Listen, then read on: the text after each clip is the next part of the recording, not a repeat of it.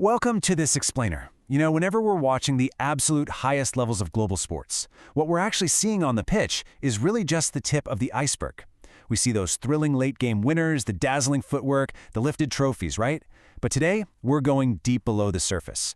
We're going to decode the massive, unseen systemic planning and those deeply ingrained cultural blueprints that actually fuel Japan's incredible football successes. So get ready, because we are about to see exactly how a nation engineers sporting excellence, quite literally, from the ground up. Okay, let's take a quick look at our roadmap for today. We'll be covering Kings of Asian Football, the 2005 Dream Declaration, the Trinity Strengthening Strategy, building the Youth Foundation, and finally, the Cultural Blueprint. Let's jump right in. Section 1, Kings of Asian Football. To really understand why a system works, we first need to see the undeniable, thrilling results it produces on the field. And to do that, we're putting the spotlight on the Urawa Reds as our ultimate case study. The number 2 is absolutely massive here. Why? Because the Reds stand incredibly tall as the only team in Japanese football history to wear the crown of Asian champions on 2 separate occasions. Out of the select few Japanese clubs that have actually conquered the continent, they're the only ones to pull it off twice. Let's map out what this kind of sustained excellence actually looks like. They snagged their first title back in 2007, going completely undefeated in the group stage, taking the championship in front of nearly 60,000 roaring fans. Fast forward 10 years to 2017. Boom, second title, riding on the back of epic comebacks in just crazy, dramatic 114th minute winners. And they absolutely did not stop there. They fought their way to the finals again in 2019 and then again in 2022. The Urawa Reds are literally the first and only Japanese club to ever make 4 Asian championship finals. This isn't just some lucky hot streak, right? This is sustained, systemic excellence. Which brings us to Section 2, the 2005 Dream Declaration. Now, what's really fascinating here is pivoting from those adrenaline-pumping moments to the rigorous, decades-long planning that made them happen. I mean, just look at the sheer scale and ambition we're talking about. Back in 2005, the Japan Football Association, the JFA, released their Dream Declaration. And they weren't just looking ahead to the next tournament cycle. They were looking ahead a full half-century to the year 2050. The audacity of these goals is breathtaking. They want to reach 10 million football-loving family members in Japan, independently host the World Cup, and ultimately have the Japanese national team win the World Cup. It's a staggering level of foresight. But, and this is absolutely crucial, this isn't just empty talk. They didn't just jot down some goals for 2015, call it a day. They break these massive targets down into highly specific, trackable metrics. By their intermediate 2015 deadline, they were aiming for a football population of 5 million. And guess what? They successfully blew past it, reaching over 5.2 million. They are rigorously holding themselves accountable to their own dreams. And, they don't shy away from their weaknesses either. As part of their medium-term plan, they conduct these intense SWOT analyses: strengths, weaknesses, opportunities, and threats.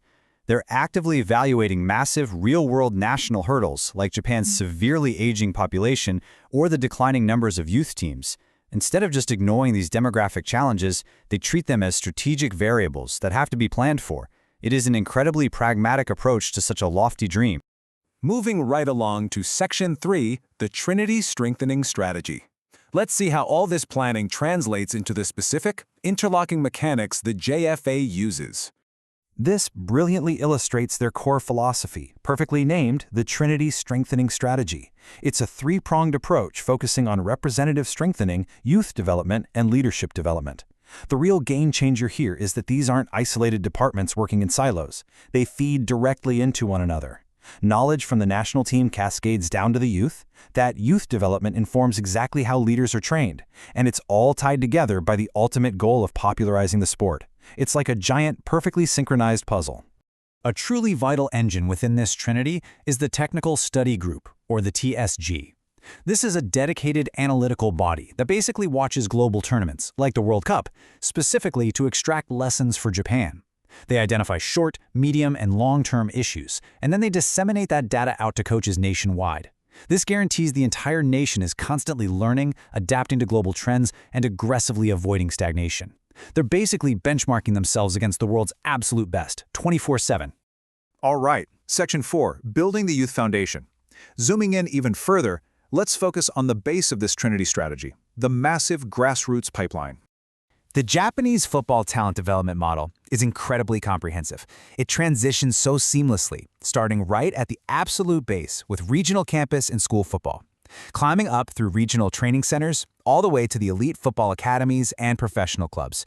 What's absolutely vital here is how Japan's education system and their sports system cooperate. The school system and the professional J.League aren't competing with each other. They're perfectly complementing each other to cast the widest possible net for talent.